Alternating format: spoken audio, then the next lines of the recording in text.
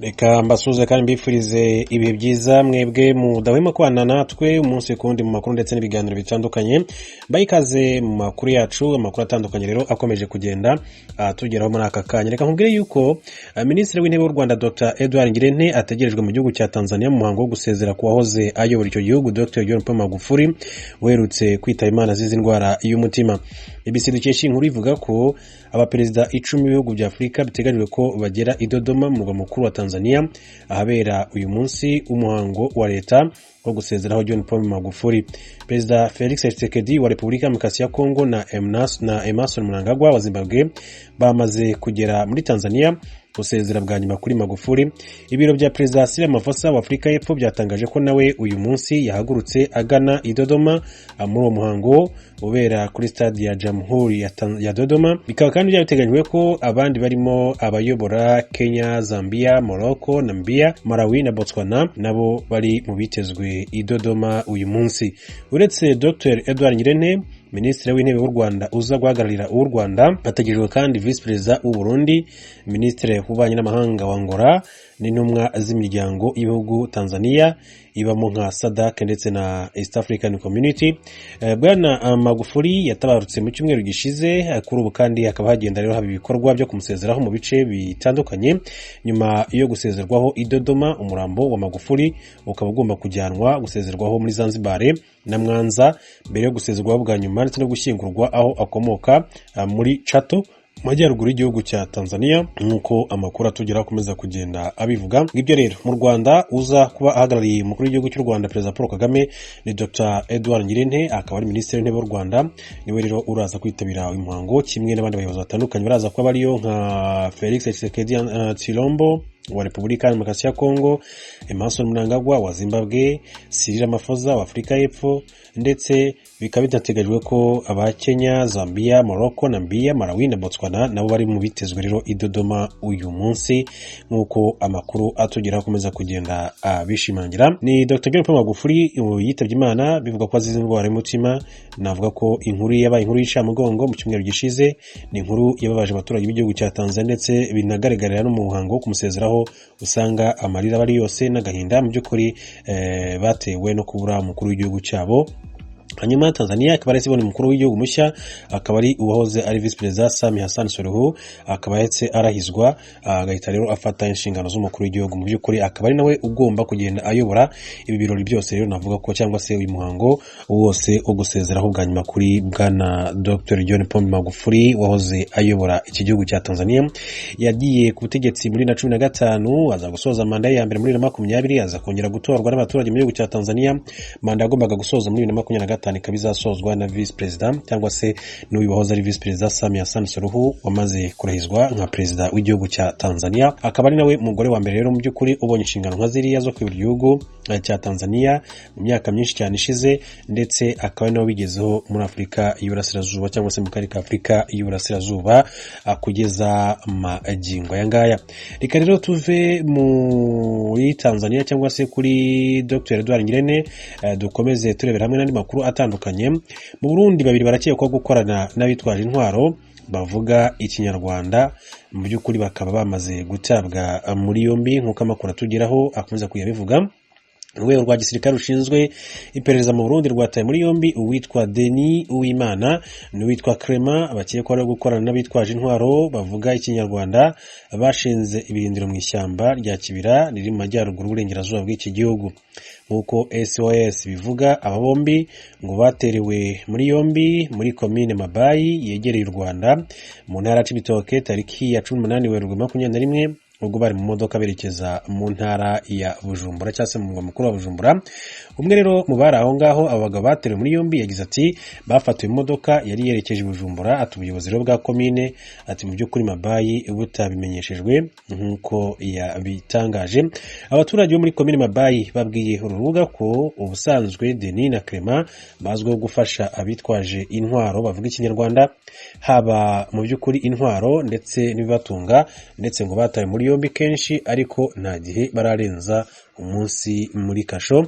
Ushinzwe ibikorwa mu ngabo z'u Rwanda yemereye SOS ko abagabo bombi bataye muri yombi, gusa ngo iperereza riracyakomeje itabwa muri yombi rya Denis na Clement Nigeria ikurikira amakuru imirwano yavugwaga mu ishyamba rya Kibira mu minsi ishize hagati y'ingabo z'u Burundi n'abitwaje intwaro bo mu mitwe ya FRN na FDLR irwanya leta y'u Rwanda.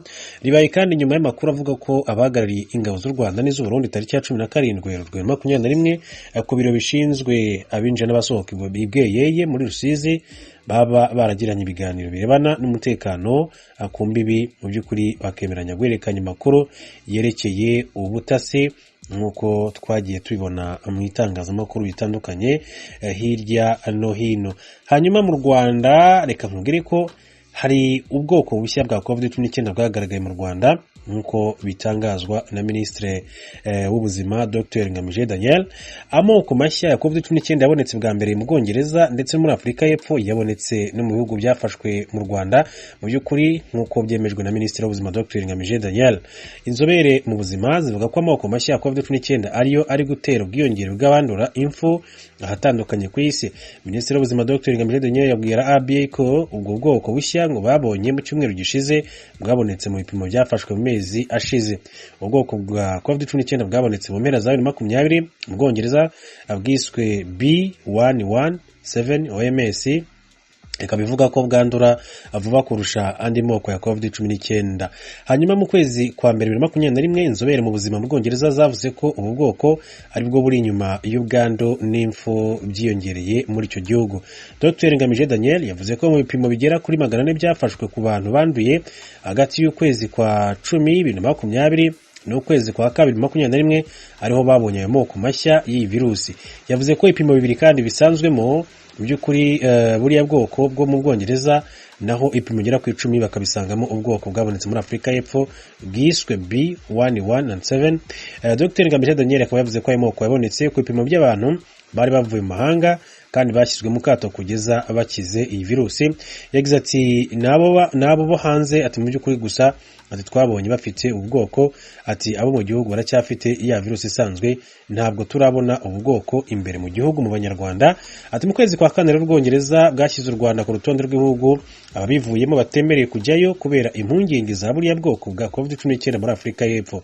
Muganga Ngamije Daniel avuga ko 97% by'inkingo zirenga gato doze 340 zahawe u Rwanda zimaze guterwa abantu mu gihugu nk'uko yakomeje kugenda abishimangira. Umwaka waraye urumanye umunsi ku yundi, u Rwanda rwugaye imbibe ruhana n'ibihugu birimo Repubulika Iharanira Demokarasi ya Kongo mu ntumbero yo gukinga ikiza ca virusi ya corona. Wavaga mu rugo uvuga ngo mana wabona umuzigo ukavuga ati ibiro 5 by'ifu by'abana byinshi, naho ubu ushobora gukura umutayi 30 imuhira ugataha hasi ibiryo by'abana, umwenda w'ishuri. Twarahombye pe. Abakongomani bakiza twabagaga nk'inka 120 zikanarangira, ariko ubu tubaga nka 20 cyangwa 15 tugasigana 5 Kamembe, izo 5 ntizishire. Aba ni bamwe mu banyagihugu mu karere ka Rusizi kari mu burengerazuba bw'u Rwanda babeshejweho n'urudandazwa ndengerambibe. Aha basigura uruhombo rwatewe n'iyugarwa ry'umupaka u Rwanda ruhana na Repubulika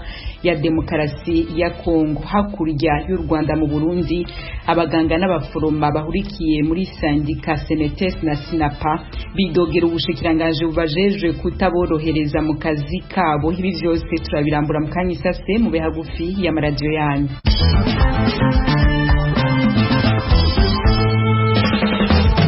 Nongere ndabahikaze. Ejo kwa Mungu umwaka wa rurumanye umunsi ku yundi, umupaka hagati y'u Rwanda na Repubulika ya Demokarasi ya Kongo wugawe mu ntumbero yo gutuzikiza ca virusi ya corona.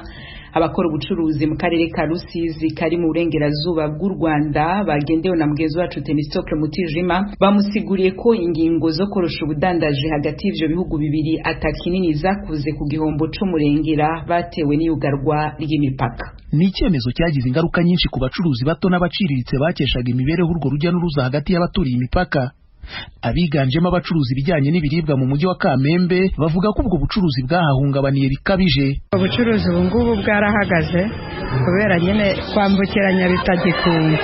tumeze nk'abafunze isoko kandi turyirirwamo. wavaga mu rugo uvuga ngo mana wabona umuzigo ukavuga ati ibiro 5 by'ifu by'abana byinshi, naho ubu ushobora gukura umutayi 30 imuhira iminsi 3 yose yarangiye, ugataha hasi ibiryo by'abana, umwenda w'ishuri. Twarahombye pe. Abakongomani bakiza twabagaga nk'inka 120 zikanarangira, ariko ubu tubaga nka 20 cyangwa 15 tugasigana 5 Kamembe, izo 5 ntizishire. Iki kibazo mu bucuruzi bwambukiranya imipaka kiragaragarira no mu masoko yaha ku mipaka.